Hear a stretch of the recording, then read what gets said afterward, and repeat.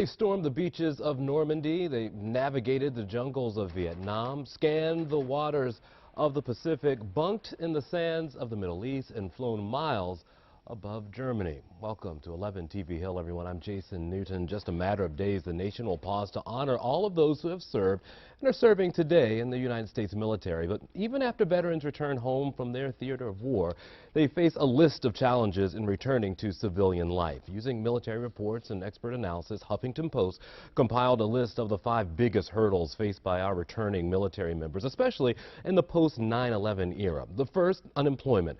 Many veterans aren't trained in specific job skills that many corporations look for outside of the military. Thousands of vets come back to the U.S. with devastating injuries that require huge adaptations in everyday life. Mental health issues like PTSD greatly increase the suicide rate among American military veterans. Homelessness among vets is declining but remains a big problem. With long deployments, many veterans return with no place to go and find it hard to secure a place to actually live. And getting the right education for the future can prove difficult for military members, especially given recent slashes to tuition assistance programs. So problems within the VA healthcare system have also caused irreversible damage for thousands of vets. It came to light last year that many were even dying while waiting months for appointments. And recent reports suggest that the current wait times may actually be getting longer. The man charged with fixing the issues addressed those reports. I know, as you've shown right there, we've got veterans waiting too long for care. The pending appointments over 30 days plus the electronic wait list is almost 500,000 today. How can it be? And the lesson that we've seen in location after location is when we improve access to care, whether it's by adding staff or space or productivity or care in the community, more veterans come to VA for more care. I would say we work every single day trying to find ways to make it better. Offices here in Baltimore say they're working to make it better as well. They've hired around 20 new healthcare providers to deal with long wait times. They say last summer, new veterans enrolling for the first time waited more than 90 days for their first appointment. A recent update, though, showed 97% of all patient appointments were complete in 30 days or less. That's throughout the VA Maryland system as of September the 30th. But according to a recent USA Today analysis, 1 in 6 jobs within the VA system nationwide were still vacant as of midsummer. As NBC's Tom Costello explains, patients at some VA facilities still are having to wait a month or two just to be seen. Fayetteville, North Carolina, home to the 82nd Airborne. It can take weeks or months for vets to get seen at the local VA hospital here, and Fayetteville has had the longest wait times in the country. Aggressive cancer. 2 years ago, Vietnam vet Rick Leslie says a VA doctor diagnosed his prostate cancer, but he had to travel to Durham, 2 hours away, for radiation, surgery, and treatment. They don't have availability of the resources to do the prostate cancer, or they don't have the urologist there who's available to do it. Unfilled medical positions are a problem nationwide. USA Today crunched the numbers.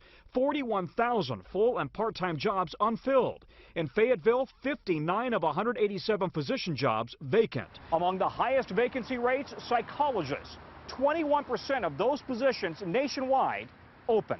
In Fayetteville, the VA had only half the psychologists it needed as of mid-July. I hoped that they could help me get my life back on track. Scott Goostree served 2 combat tours in Afghanistan and last year came home with PTSD.